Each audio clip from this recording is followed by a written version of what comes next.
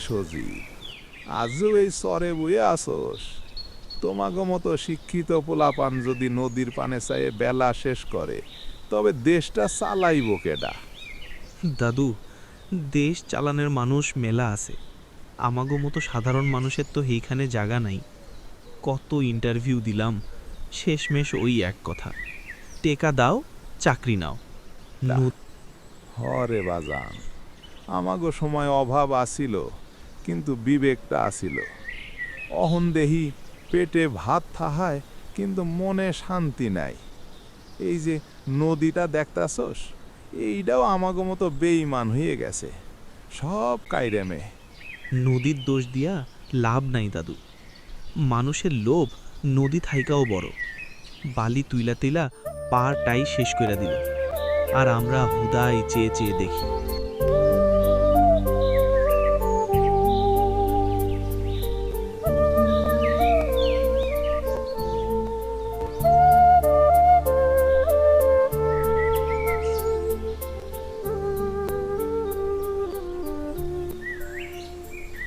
রমিজ ভাই, শুনলাম সারের দাম নাকি আবার বাড়ছে।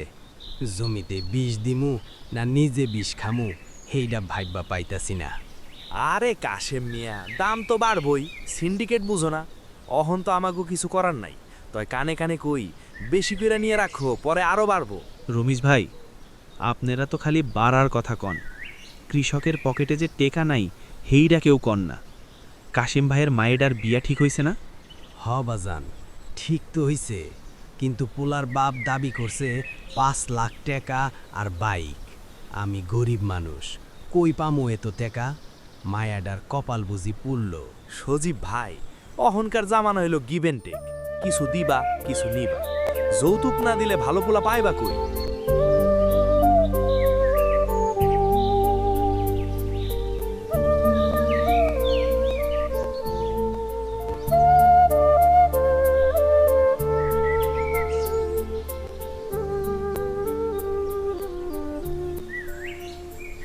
মতি ভাই, ইদানিং স্কুলে পোলাপান আশাই ছাইড়া দিছে, সব ওই মোবাইল লইয়া পইড়া থাকে।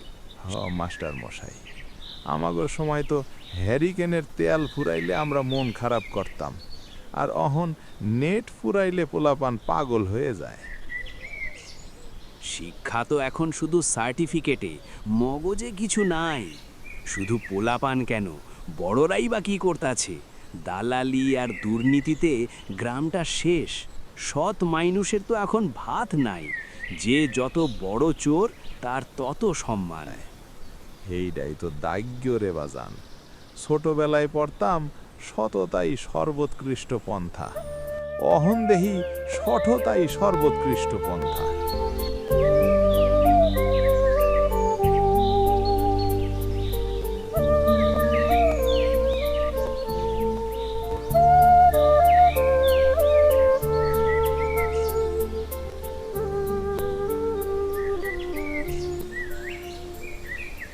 ভাইজান, আমি বিয়া করুম না, বাজান রে কইয়া দিও।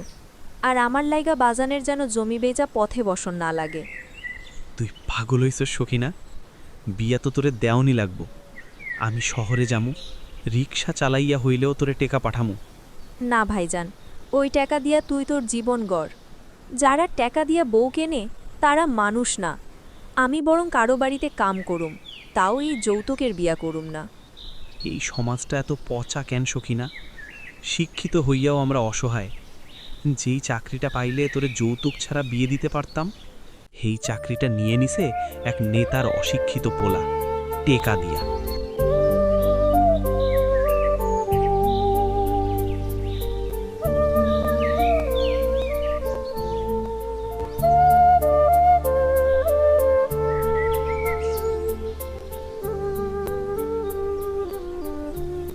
মা, তোমরা লোকলজ্জার ভয়ে কেন আমার জীবনটা এমন করতে চাও?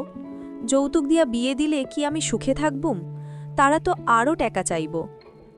মারে, তোর বাপে তো ঠিক মতো না খেয়ে টাকা জমাইতাছে। তোর বিয়াটা যদি এইবার ভাঙিয়া যায়, তবে লোকটা বাঁচব না। কপাল রে মা, আমাগো তো মাটির মানুষ, আমাগো কথা কে শোনে? তুই একটু মাইনা নে মা, শিক্ষিত পোলা, চাকরি করে। কিসের শিক্ষিত মা? যার লোভ আছে সে আবার শিক্ষিত হয় কেমনে? তার চেয়ে বরং আমি সারা জীবনে এই উঠানে বয়া থাকুম, তাও লোভীর ঘরে যাবো না।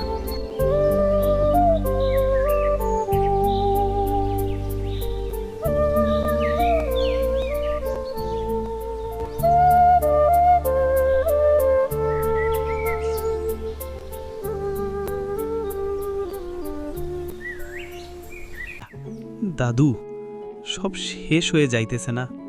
সততা, ভালোবাসা, দেশপ্রেম সব যেন ওই রেল লাইনের মতো সোজা চইলা গেছে অনেক দূরে। না রে বাজান, সব শেষ হয় নাই। যতক্ষণ তোর মতো পুলাপান এই অন্যায়ের কথা ভাবতাছে ততক্ষণ আশা আছে। একদিন হয়তো মেঘ কাটবো। কবে দাদু? যখন আমাদের সব শেষ হয়ে যাবে? মানুষ তখন মানুষের মাংস খায়। জান রে, মাটিরে ভালোবাস।